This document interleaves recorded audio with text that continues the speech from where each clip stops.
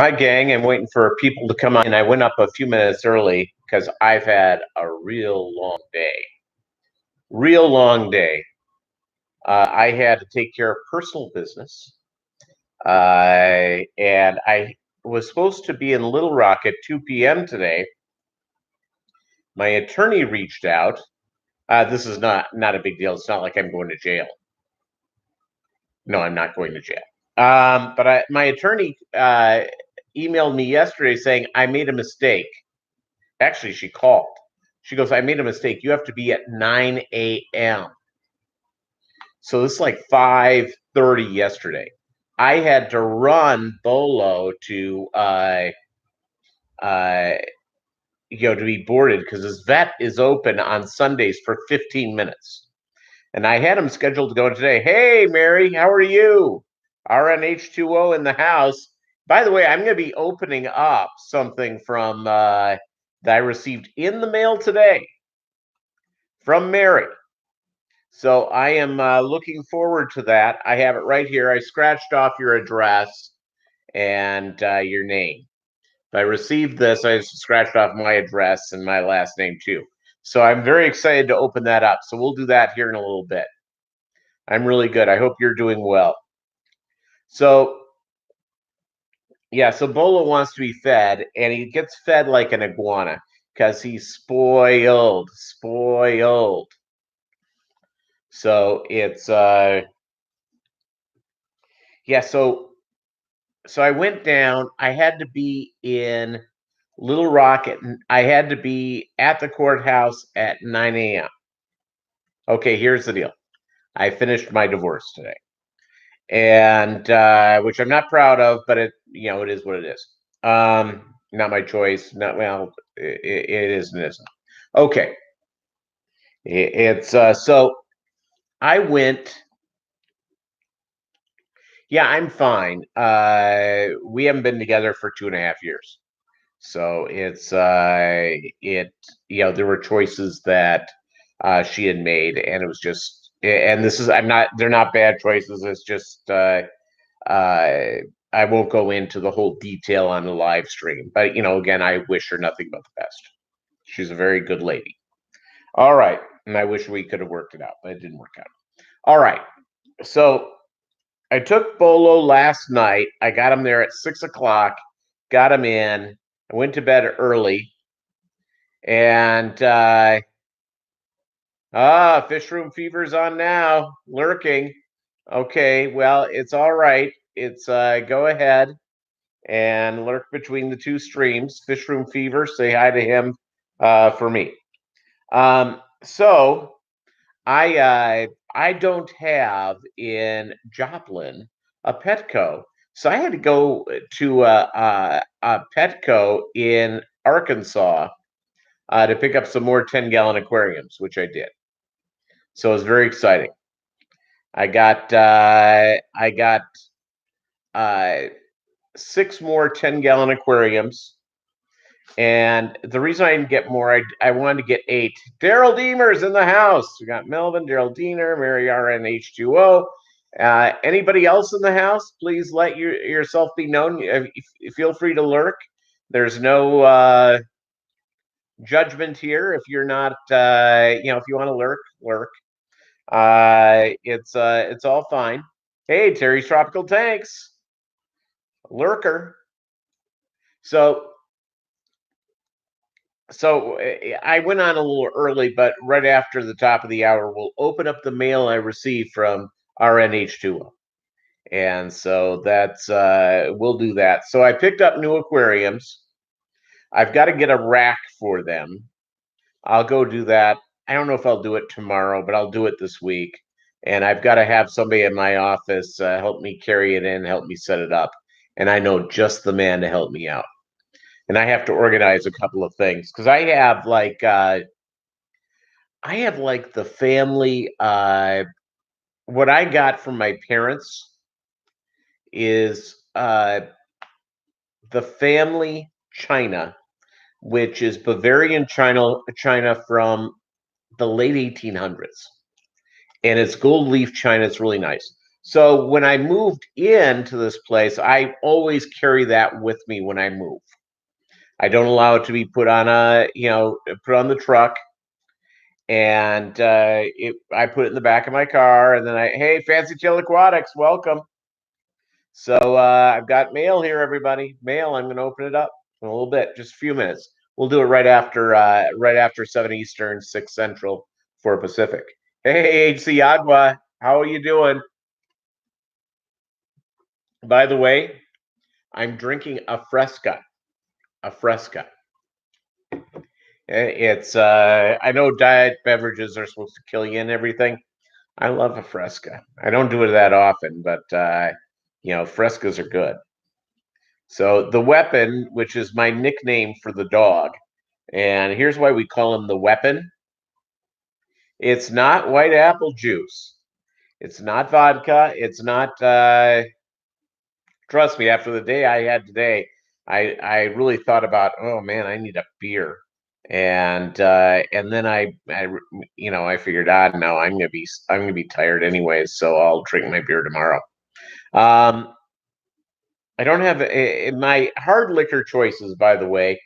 I love tequila. Good tequilas. If you want a tequila tip, let me know. My family I was married into was a Mexican family, and I got to know tequilas. I like Patron Silver's good. I'll give you the one to get.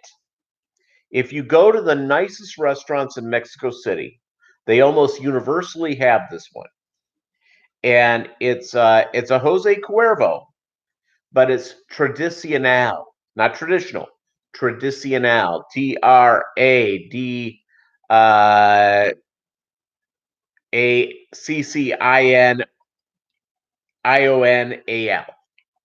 and it's as smooth as a Patron, half the price. And again, if you go into real nice restaurants in Mexico City, that's what they serve. So it's they have others there as well, but the other real good Mexican one that I like getting occasionally is Coralejo, which you can't put in the cabinet because it's a ridiculously tall bottle. It's I don't know why they make it so damn tall. There's nowhere to put it. And I don't like necessarily leaving booze on my counter, just sort of me. And you will really. Oh wow, you see, I would have loved to have gone to a tequila distillery. Back when I was going to Mexico 5-6 times a year, and I didn't do that. But I saw all the other stuff in Mexico. I drove Mexico from Laredo, New Laredo mainly, to all the way down to Veracruz. Hold on, Bolo wants to get down. Here you go, buddy. All right, he's gonna go drink. So yeah, Mexico. You see, my hair's all messed up from my day. So yeah, so I mean it. And I prefer when I go on vacation. Um, I'm not a big fan of doing tourist traps. I'd rather go and be with the people. You know what I'm saying? And eat the food they're eating, not the food that they're serving especially when you're traveling internationally. You want to go to where the people of that country eat. And yeah, let me tell you what. You're wearing your Steelers jersey now. Yep, that's going to be a heck of a game. By the way, Fancy Tail Aquatics, Sammy Hagar's Cabo Wabo. Cabo, not so good. It's all right. Um, I had a shot of it with my brother-in-law at Hard Rock Cafe in Atlanta once, and it's just not that good. And it's expensive. It's an expensive shot of tequila, so The upper ends of Don Julio, the more expensive Don Julio are usually pretty good. The more expensive Hornitos are also very good. But it's, for me at least, and occasionally I like to get mezcal. And mezcal, that's where they have the worm on the bottom. And mezcal is sort of a dirtier tequila, the best way to describe it. It has a little more grit to it. Not like it's gritty, but it's just it's a little more. It has a different flavor. It's really, really good.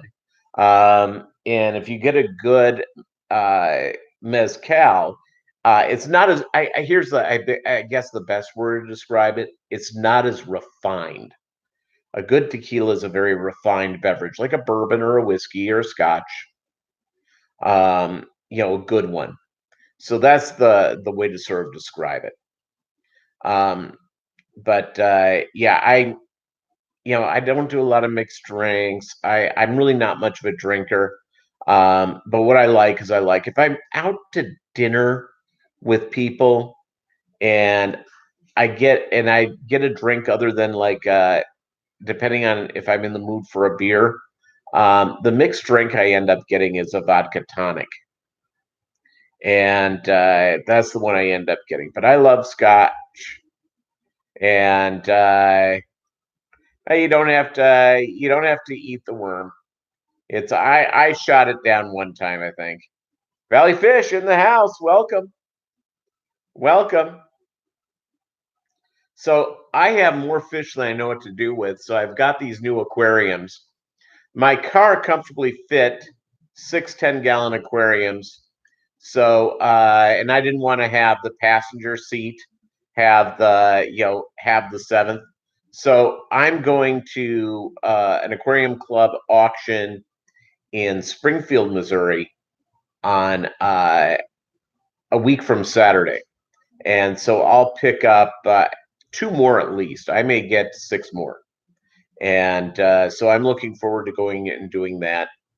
And I'll start setting up these aquariums. It was funny as I in a prior video, I have these these sponge / filter media sponge filters. And so I went to buy more today, and I bought 4 for I $30 including shipping just a couple of months ago. Well, the same site wants to charge me almost double that now. So I haven't had a chance to go. What air pump? I have a couple of different types of air pumps. I have on my 29-gallon. I have an Aquaneat, and it works just fine. I have a Tetra that's doing my 80 gallons of guppy water. I have a Fluval that I haven't hooked up yet. So it's all good. I'll try that one out. The one thing I didn't like about that is I have to sort of split it and do a splitter on it, and I have the deal for it. So I'll hook that up with the new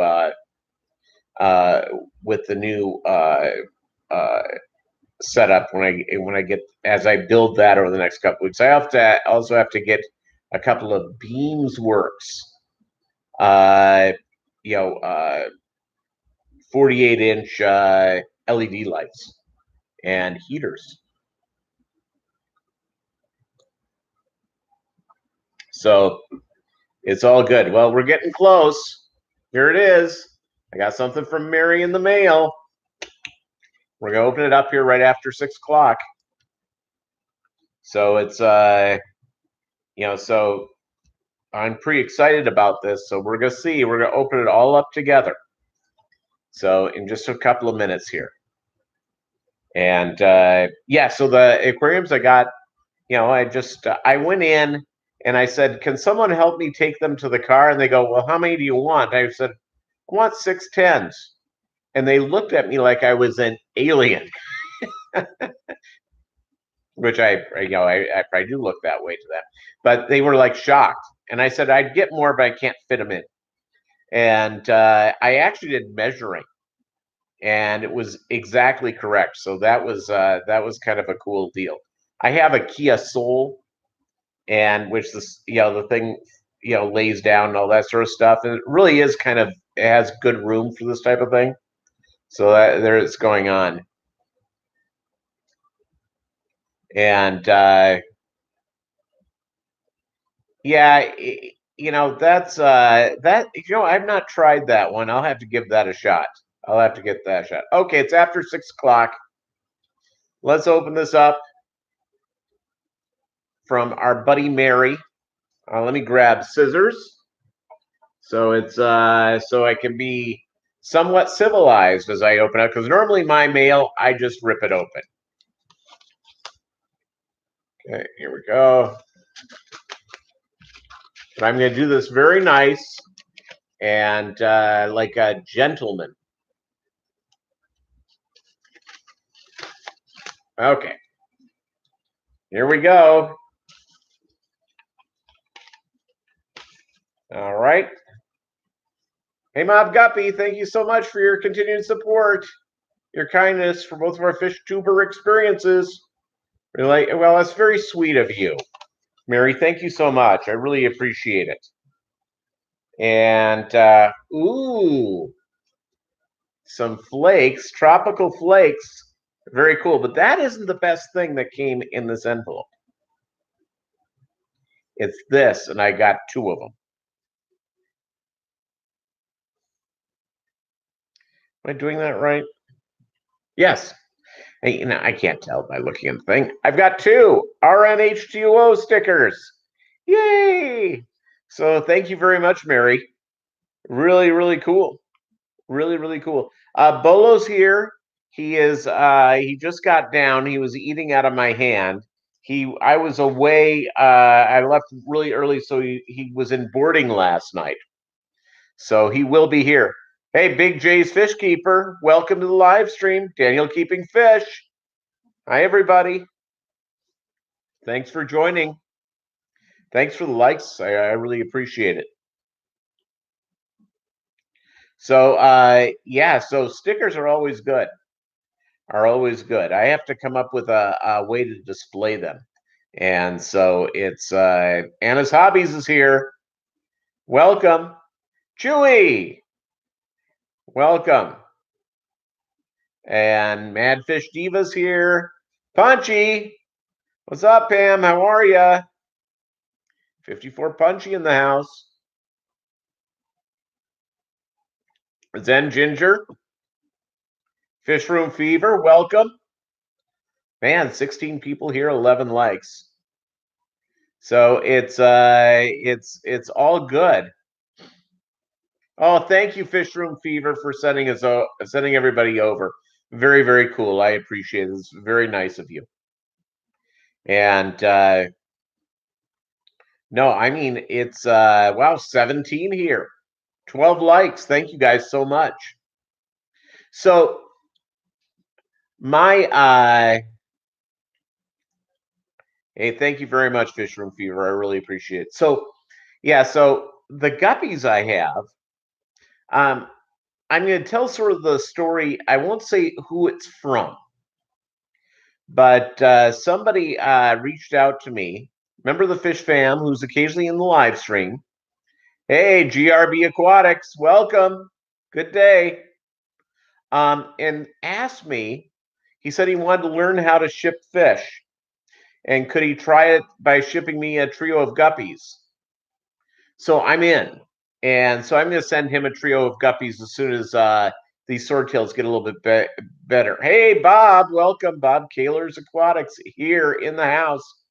So he's going to send me something. So I have so many fry going on. I need more aquariums up. And so I'm going to have to get that done over the next week or so here. I'm going to have to begin the whole process of ordering in the filters I like and all that sort of stuff. I've seen a couple of videos just recently on putting up box filters. And I've been thinking about trying them with the new aquariums. So I haven't done that yet. and I haven't worked with that. And working with lava rock in them, I kind of like that idea just because of the beneficial bacteria that they put in. It's very natural. I like that a lot with filter floss. Lots of filter floss. So I'm thinking of doing that. But what I have not looked at, maybe you guys can help me here. Um, so is there a good brand of gang valve that has eight gang valves? That hangs on the back. I've seen the ones that don't have any hang on stuff, and so I can do two. I can do one of these sponge filters and then a box filter alongside. I just want to give it a shot and go at it right from there. So if you know of a good gang valve, um, let Gemco, yeah, it's a good idea. I should have thought of that, Terry. That's a great idea. And gang valves, well, I haven't talked about it in a live stream. I've talked about them I may have brought up I had a gang valve break, so I had to buy a new gang valve. And so it's all good. Oh, you're drying broken dryer. Yeah, that's not fun. Oh, very cool, Fish Room Fever. Yeah, in gang valves in his stream. So there you go. Yeah, gang valves are they're a mystery. So I have one where it's broken. So I had to buy another one. I had to run to PetSmart to get it, and the price wasn't terrible, and it's an okay one. But I'm just thinking, well, what if I did one of these sponge filters and a box filter in each aquarium? You know, just thinking it through. And I only have plastic ones at this point. I know there's some people who love metal gang valves, and the plastic ones I've only had problems with one, and so that's um, yeah. You see, Chewy, I've only worked as an adult with the plastic ones, and except for this one that apparently has a crack in it, um, that's the only problem I've ever had. Yeah, I'll look at Amazon. I'll look at eBay. I get most of my stuff off of eBay, and except for foods I usually food I do get off of eBay is the brine shrimp eggs, and I get them from a vendor there. They have a great hatch rate, and he's cheaper than brine shrimp direct. And I'm not like buying like a whole thing of them, so it's no, it's it I have plenty of power, Chewy. This plastic one, it just had a crack in the side, and I don't know if I dropped it, which very well, I was moving, so I very well could have dropped it. I'll show you. I've talked about this before in the live stream. I had a brain aneurysm 11 years ago, and it didn't bleed. If it would have bled, I would have been dead. But I had a couple of different brain procedures that they did endoscopy. So and so my hands sometimes do not hold still. It's not, it's not. I've had the doctors look at it, and it's not. Oh no, I'm happy. I was diagnosed with a brain aneurysm, Mary. It was a blessing that it was found as early. I had the surgery. It we all have to go through things with our health, and if they wouldn't have caught it, I'd have been dead. So it's every day's a blessing. But my hands shake, and it's not doing it too bad right now because I have medicine for it. And because I was going to court today, I took it at 3 a.m. So they shake a little bit, but I'll tell you what, is if I'm doing certain things, my hands are shaking all over the place. I love coffee. I love hot chocolate. I never fill them up to the top, ever. So, oh, that's cool. That's cool, Anna, about connecting them together. I haven't thought about that, but that's a good idea. It's I'm also I bought some airline tubing at PetSmart because I needed it at the last minute, and I need to order more off of eBay. So I mainly have done the flexible silicone air tubing. I don't know if that's what you guys work with. I've primarily used black, and my thinking at the time is that it was less intrusive. It's not really. Probably the clear is probably better, but it's what I've done most of my aquariums, so I'll probably just keep going it and doing it and getting that in place. So yeah, so I get to order all the stuff for the aquariums. Now the deal is that the heaters, um, the 50-watt heaters, I have to hunt because sometimes I've gotten nearly every one of mine for less than $10. Usually between I bought a bunch at $6.99. I don't know why I didn't buy just a gob of them. And all of a sudden I needed to buy one more. For whatever reason, I bought 7 instead of 8. Don't ask me why. I have no idea. And I had 3 extra when I moved up here. I do not reuse heaters when I move. I throw them out just because heaters can, you hook them up, let them run for as long as you do. And, whenever I move my fish room, I always, always, always get new heaters. I just figure it's a better deal. It's a better thing to do that way. So that's sort of how I handle it. So, it's oh, that's the one, Lumpy Dog. There it is. That's the one I'm looking for. 731. Yeah, that's what I get. The Aquarium 50-watt preset heaters. Yep, that's what I do. And wow, you have heaters from 1976. But yeah, that was back in the day where craftsmanship went into things. And yeah, I am I love the setting up of the aquariums. I love doing water changes. I know some people that's the bane of their fish life existence. I have it down where I get them done pretty quick. Um, and I have to though set up.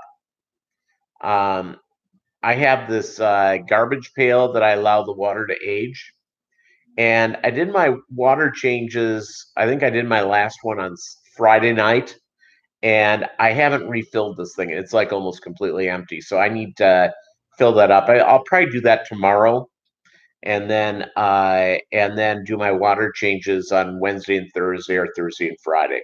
So it's all good. And yeah, Madfish Diva, I agree with you. You go through it, you see what's going on in the aquarium. Oh, I want to bring this up, and this is something for the shrimp keepers. Hey, Lumpy Dog, we're together. We're doing this. Um, my 55 is just loaded down with ram's horn and pond snails. I mean, way too much. Yeah, it's I have well, in my 55, I have a Marineland just because it was a good deal on it, and I like Marineland products. I've always found them to be really reliable. On my 29-gallon, I don't have a heater at all because the Amica Splendens like it under 75.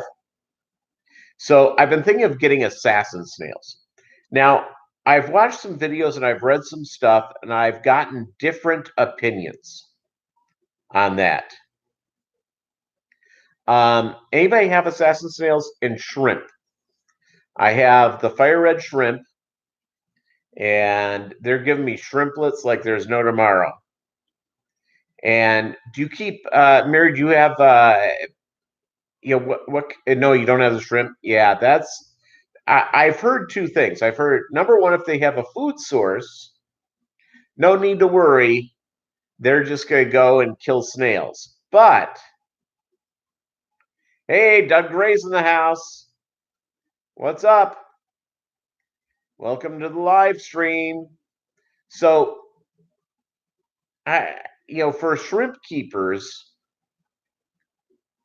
oh, you have Daniel keeping fish. Okay. Well, yeah, I'm just gonna have to. I'm going to this fish auction on the 9th, and then I get an announcement. The St. Louis Aquarium Club, they're doing their auction on the 10th. Now, that's a long drive. That's, well, not a terrible drive. It's a 5-hour drive from here. And where Springfield's just 1 hour away. And I don't know how excited I am going to be on Sunday to drive to St. Louis first thing in the morning, get that done, drive all the way back. And I have to bring Bolo with me to St. Louis, and I'd have to put him in daycare up there at like a PetSmart. And yeah,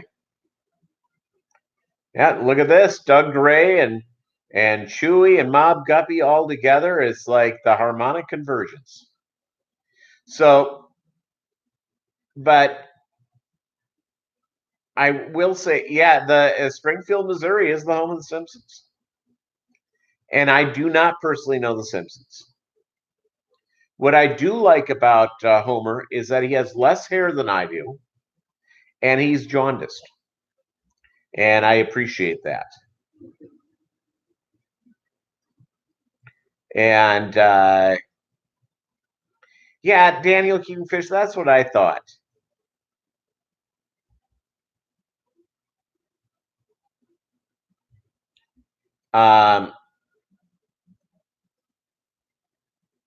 Okay, well, that's a good idea, Fancy Tail. I have a lot of plastic bottles because I drink a lot of bottled water. I'm currently on an Aquafina kick. It's by the way, for you guys who do bottled water, are you like me that all of a sudden, you drink one for a while and all of a sudden they don't taste good, so you have to move to another one? That just happens.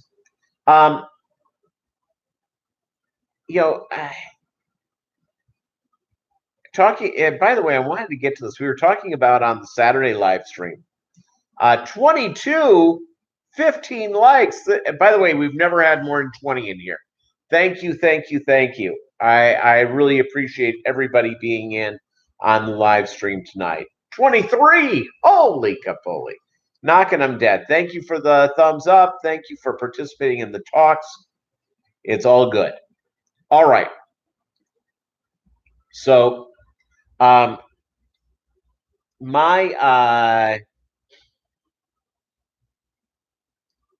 where was we were talking about endangered species, and of course I keep the Amica splendens, and I think anybody who has a lot of aquariums, dedicating an aquarium or two to a care species, to a critically endangered species that's in the hobby, I think is a nice thing to do.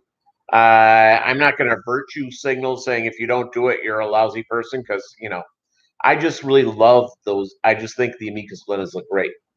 And that's my personal taste. But some people love some of the other goodeids and some of the rare cichlids and stuff like that, which is great.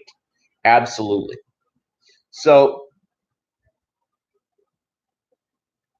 if you are, hey, thank you very much, the Zen Ginger. I really appreciate the subscribe. Thank you. If you keep,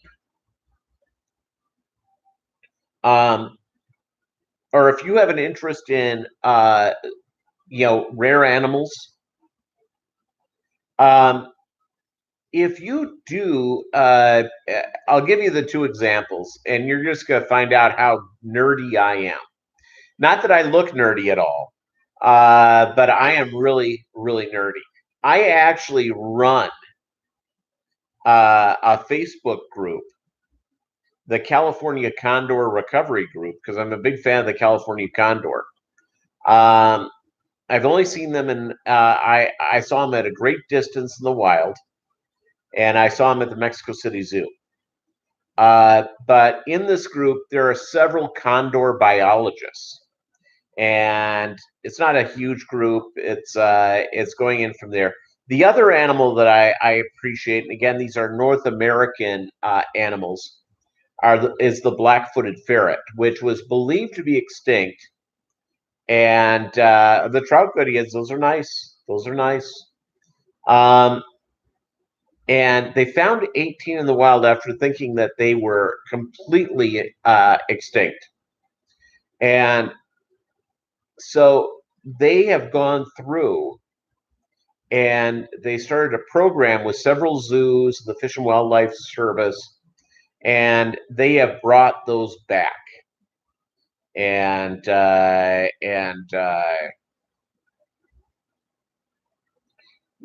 it's no, and I know the Asian arowana have some real issues about selling them. There's certain places that you can't get them and all that sort of stuff.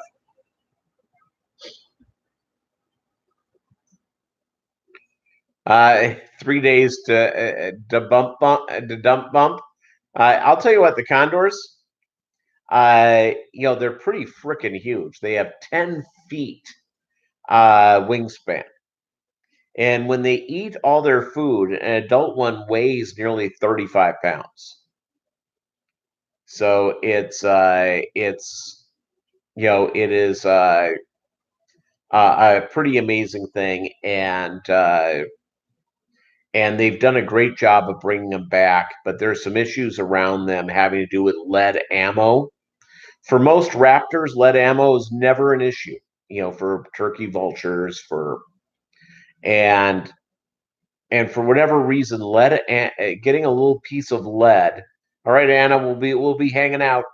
A little piece of lead, for whatever reason, the California condor doesn't pass it easily. They become poisoned by it very quickly, and that's probably led more to their being critically endangered than human activity, even though human activity had a lot to do with it. So it's so it's a neat thing. So here's what you can do. And I've not done, I don't think they have this for, at least for the Amicus splendens. Maybe they do. I haven't looked it up. If you go in, say you like the northern rhinoceros, whatever it is, the panda, you can actually go and do a Google search saying panda stud book. And it'll have a list of all the lions, tigers, etc., of all the zoos and where they got their panda from, China, or lions where in Africa, and it lays it out. It's very interesting. So again, that's the type of exciting person I am. So I read through it with much interest and verve. And so if all of a sudden an animal gets me, yeah, DDT was a big part of it, Pam. But now the condor scientists, nearly every death of a California condor since they started the reintroduction program has come from lead. So DDT had a lot. It was a real big problem with it. Absolutely. But lead was a real big deal. And in California, where they have a couple of the wild populations of the condors, lead ammo has been illegal for years, and and occasionally going through there. Yeah, DDT hit a lot of raptors and top of the food chain birds hard, and it really hit birds though that went in and dealt with fish, because for whatever reason, fish going from there. And condors, of course, would eat fish if all of a sudden there was a dead fish on the shore. They'll eat it. But fish is not necessarily their biggest thing. Their main meal is big game that has died. And so a deer that has died, a puma or a mountain lion they killed, so that's sort of the deal. And it thinned lumpy dog. It thinned their shells. That was the problem that they attributed to DDT. So that thinned the shells. So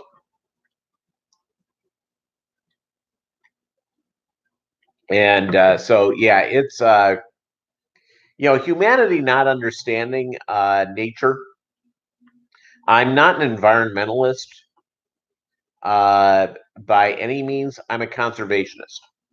Here's the difference, at least in my mind. An environmentalist looks at protecting the environment first. It's ahead of everything. It's ahead of human activity. It's ahead of whatever it is. It's the head of the whole deal. A conservationist like me looks at the process of saying, okay, well, we have these amazing places. We have these amazing wild beasts that we want to preserve. And the sad fact is that humanity has to live around by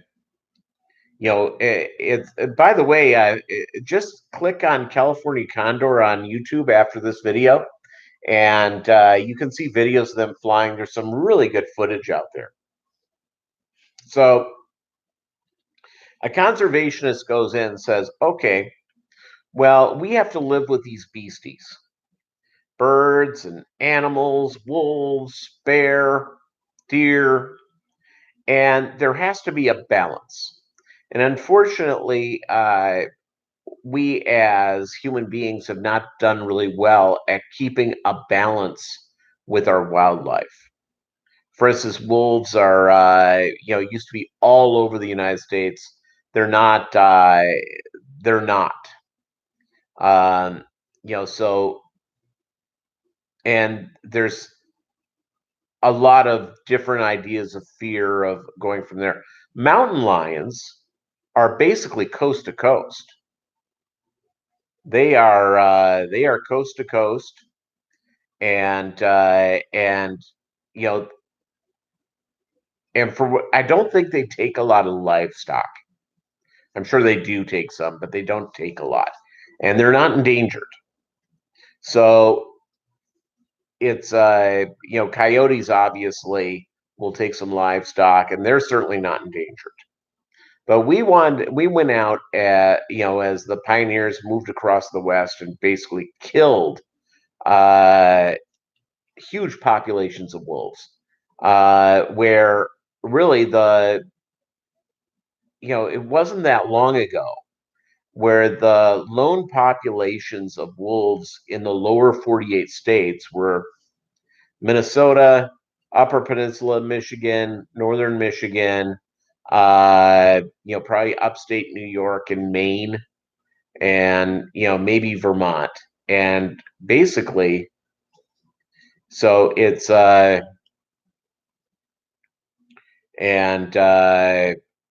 that's that's sort of the deal. Yeah, well, I've lived in the Southeast my adult life. Let's see, in the last 20 years, I've lived in the Southeast 6, 7, 8, 9, 10, 11, 12, 13, 14. Actually 25 years I've lived. Last 25 years I've lived in the Southeast. If you count Texas and count Missouri for 25 years. So I've spent a lot of time in this neck of the woods, and I love the Southeast for a lot of things.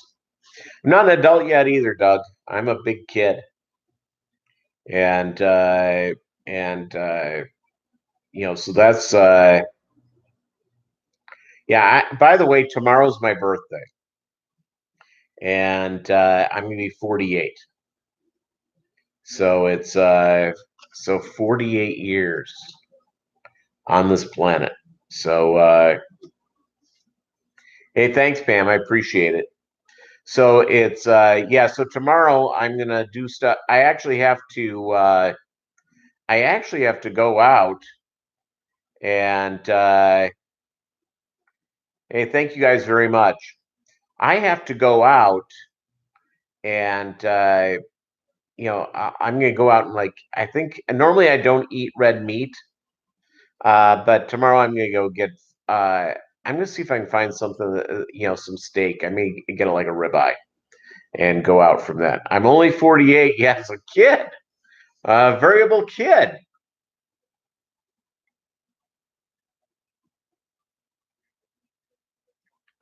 Happy 41. Yeah, it's you go through the process. It's yeah,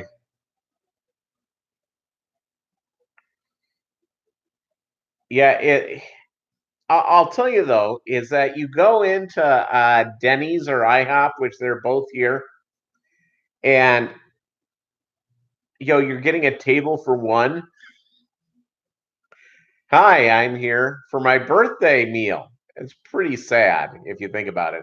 I'm gonna go sit at the bar at a steak joint, have a steak, not tell them it's my birthday, just enjoy a steak and a big baked potato and a salad. So that's what I'm gonna go and do. And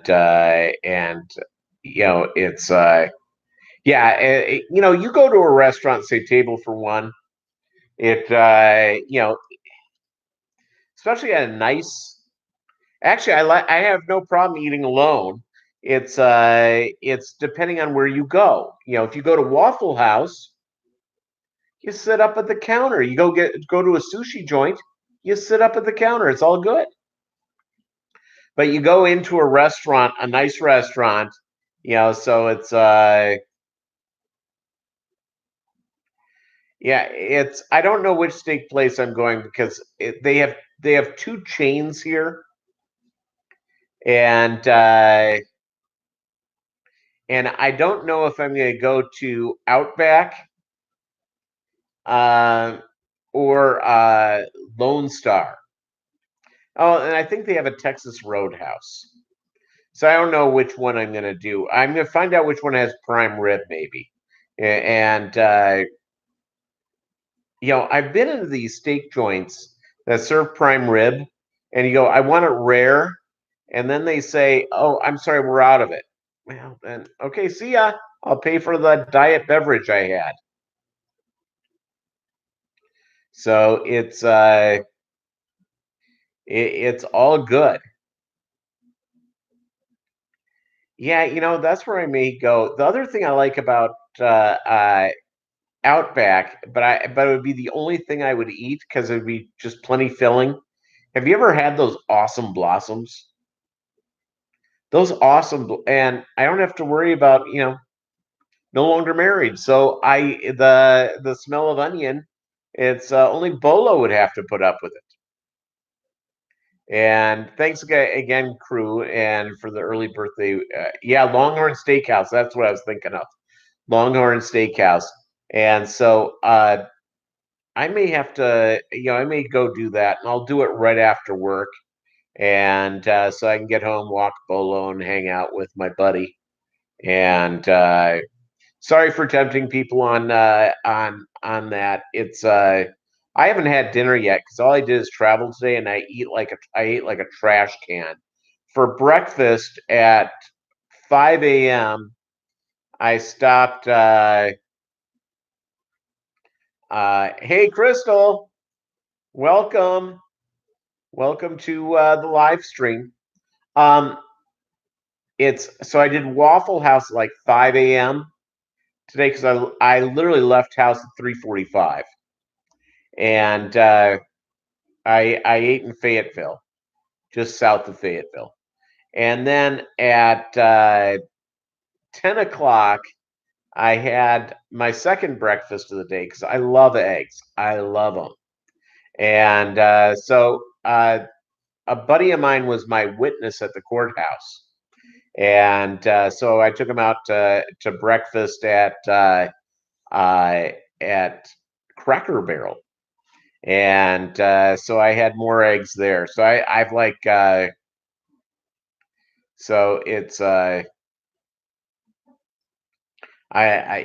have not eaten dinner yet. I'm probably just gonna have a protein shake here, and after we're done with the live stream, I'm gonna go to bed early because I'm just fried, absolutely fried, fried,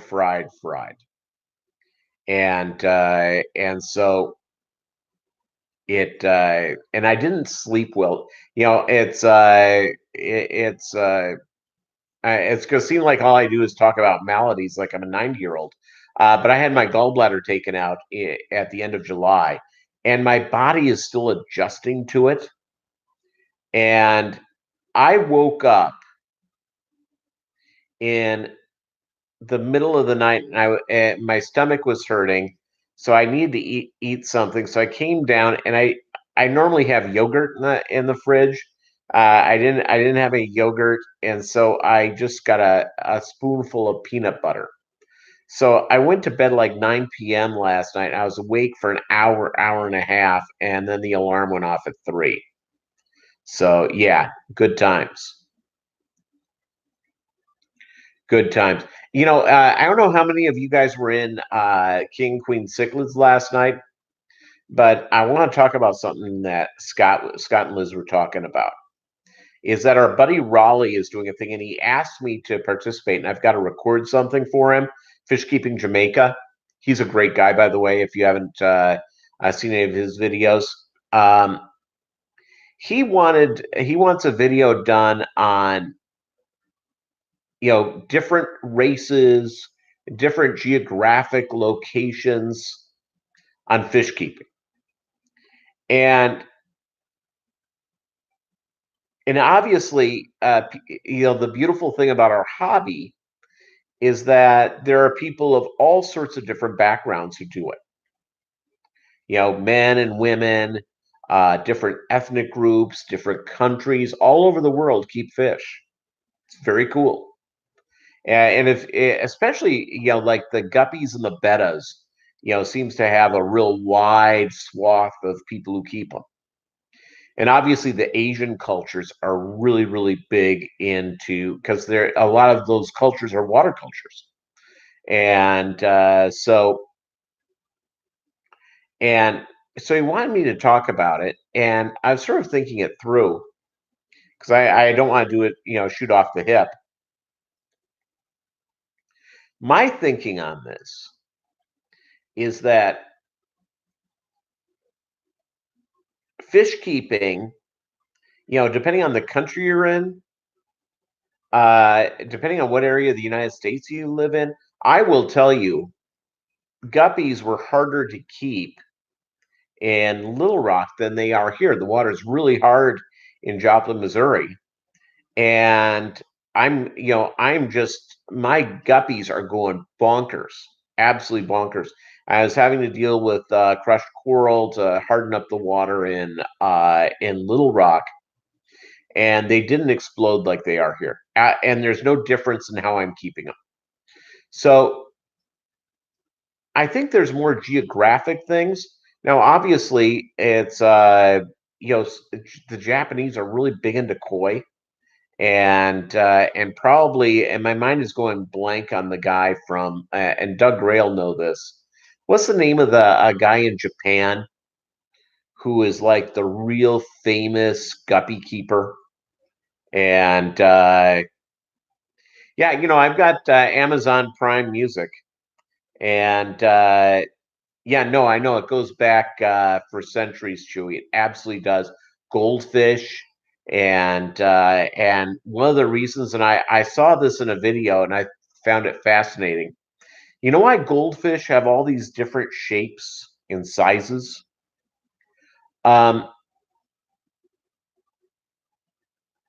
no, that's not the one. I'm sure that's a good. I'm no, it's not the one I'm thinking of, Doug.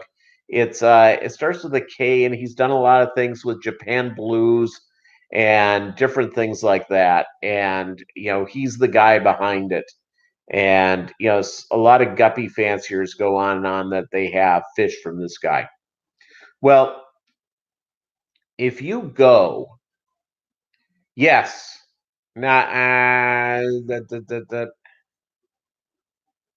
maybe it'll come to me.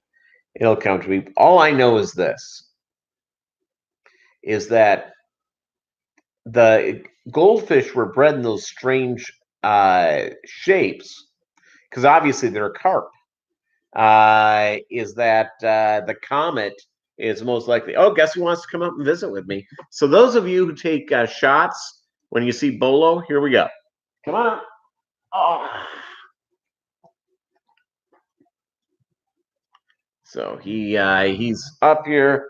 He's chewing on his food, and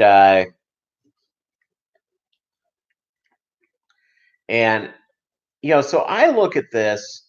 Oh, they do in the different shapes because of they didn't have glass aquariums where you could look at the side. They had glass things, but you'd look down at the goldfish from the top. That's why the Chinese bred them in all those different sizes. And obviously, probably having to do with the Shinto religion in Japan. They developed the koi and got the koi all set up, and so at I look at the fish that get kept. Is that is that certain cultures are it's just especially in Asia, they really are focused in on on the goldfish, on the things like that. And obviously the bettas, the best bettas in the world come from Asia, and because that's where they're from originally, etc. And Bolo's sort of walking around trying to figure out what he wants to do. Oh, he's getting petted. Are you a good boy? Huh? Okay. Now he's on his back and rubbing his chest. He's happy. Um, so I go through and I look at these people who keep fish and the different cultures that do it. And obviously, I'm sure you guys are a lot like this too. I learn from it because sometimes it goes through. So Raleigh wants me to talk about it, and I in my life, I've always associated with folks of all different backgrounds, and tried to, and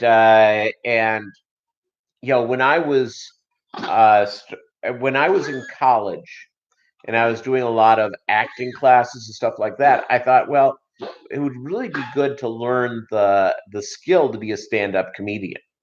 I had no desire to become a stand-up comic. I never really got that good at it, but I got acceptable at it. Well, at the time, it was real popular to go out and do open stages. And well, you know what, Chewy, and I think that there's a lot to it. I think that the Asian cultures, they've had patience with the genetics. They've understood genetics better than a lot of folks. Obviously, with in Europe, what they've done with discus, what especially the Germans, also pretty impressive. So it's going on from there. Um, Yeah, I actually, Pam 54 Punchy, I think it's actually earlier. I think they've been breeding goldfish in captivity in China since the Ming Dynasty. I think they've been doing it for, 1,000 or 2,000 years. I mean, they are really big. Yeah, Andrew Lim from Malaysia. I'm not familiar with his work, but I'll tell you what, I see, I go through and there's one that ATFG has up right now, occasionally on Aquabid, that I'm being pushed over the edge to add more aquariums to have some, because this particular one is different. It probably wouldn't be popular with anybody else, but I would love it. Okay, so Bolo. Okay, this is how spoiled my dog is. Okay, I'm feeding him by hand. Feeding him by hand. So yeah, so I'm really excited about doing uh Raleigh's video. And and and I'll tell you that um like anything else in our world, we become very tribal, and we want to associate with folks who think like us, who look like us. I mean, and I don't know, I think that's more of a humanity thing than anything else. And there are people who have biases against anybody who's different than they are. So when I was in college doing this stuff, I started doing stand-up comedy, and the clubs were filled. It was open stage nights where comics get up and try new material, and comics were cutting their teeth, go to those things. I went to several comedy clubs. I was out at least a couple of times a week, and and and it was very competitive.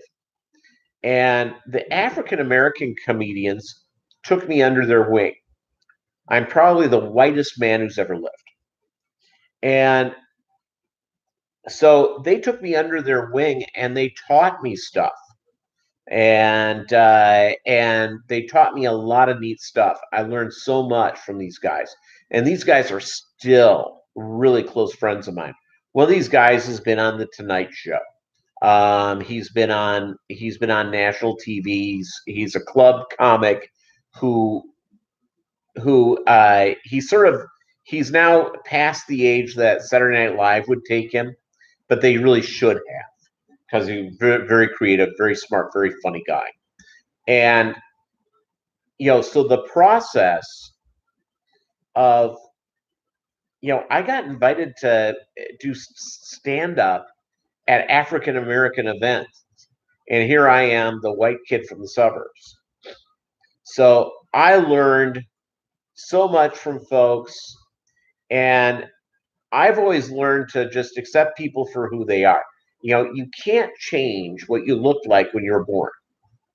I can't help it that I have pink mouse-like skin. Can't help it. Doesn't make me better, doesn't make me worse than anybody else. It's just the way the good Lord made me, and I accept it. And guess what? Some people are born and they're Asian, or they're black, or they're Latino, or they're, a Native American. They come from all sorts of stuff. Thank goodness, Fish Room Fever. I'm glad that you hate people equally. That's good. So, you know, if you accept people, you're all good. And it's just, I don't get hung up on, some people get very hung up on the idea of being who, whatever background they are, in a place, um, where they're surrounded by people that don't look like them. That's never been an issue, at least for me. But I know there's a lot of people that become, yeah, well, Doug Gray, you can probably now have surgery to look like Halle Berry. You won't look exactly like Halle Berry, probably one of the most beautiful women ever. But it's to each their own. And so I've lived where I've been around, nothing but folks from different cultures. That's been my whole life, where I was the lone gringo American when I was married into a Mexican family. So, and again, it just, I don't look at, being better or worse. I just, I love people for who they are, and good people are good people. And it doesn't matter. Doesn't matter what their background is. It doesn't matter. It just doesn't matter. It's when I lived in Minneapolis, I used to go to a Middle Eastern food place, and where I had to be the lone non-Muslim.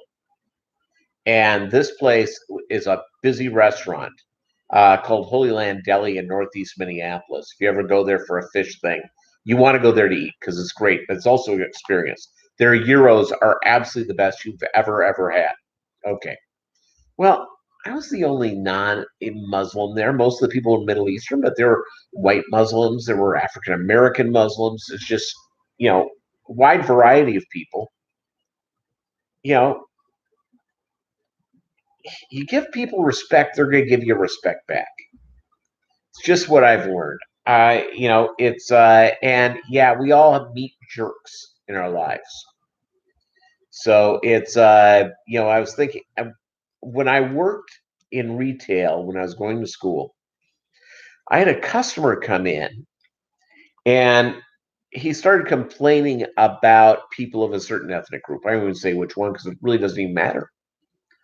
And I just sat there and I said, "Oh, do you know what?" He said he started complaining about the Jews. And I'm not Jewish, but I love the Jews and I love the culture. I love the folks. And see you later, Mary. Have a good one. Have a good day tomorrow. Thanks again for the stickers. I really appreciate it. It's very sweet of you. And I'll show off the stickers here. Give me a second here. Mary sent me some Mary RNH2O stickers. She sent me 2 of them, which is fantastic. And so really a treat and a half. So it's very exciting. As you can see, Bolo is very excited about eating. And he's old. He's 12, so he just okay, hold on. There you go. You see, he's a very happy little guy.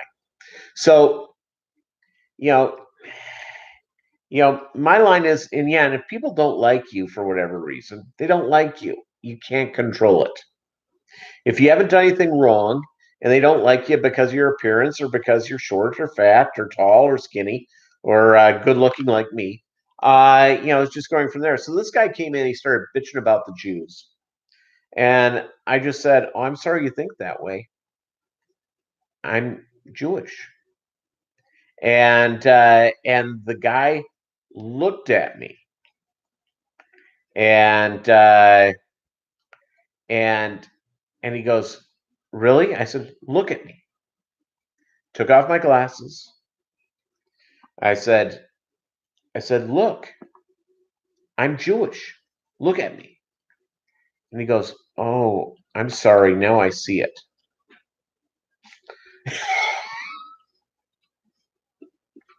And then he apologized.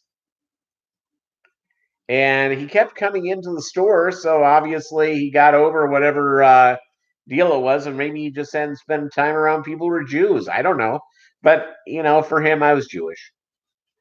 It's I again, it's just how you deal with folks, and there's racists, there's people who are prejudiced. We're all prejudiced, by the way. We all have, it's now racially prejudiced, or you don't like women, or you're sexist towards men or women or whatever. That's a different thing. We all have preferences, I guess is the better way to say it. We like certain things. We like and yeah, Doug. Yeah, messing with folks is yeah. Now the guy didn't show up and like spray swastikas on the store. That'd have been bad. But I think I know who it would have been. Uh, but it's just again, I just accept people. Just accept people for who they are. They're great folks. And if somebody's not a good person, they're not a good person. It doesn't matter what they look like. It doesn't matter if it's a man or a woman.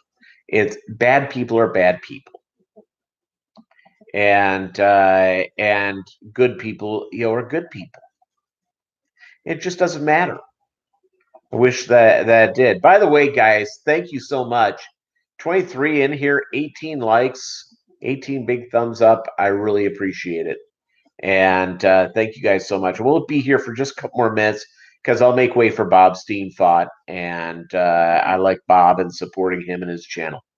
And I enjoy his live stream.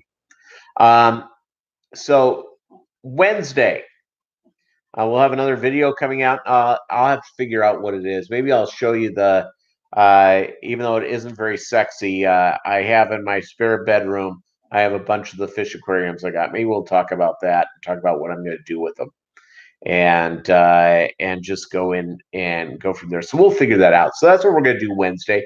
Thank you guys so much for being a part of the live stream. Also, we'll be here on Saturday for the live stream, and then it starts again at 6 p.m.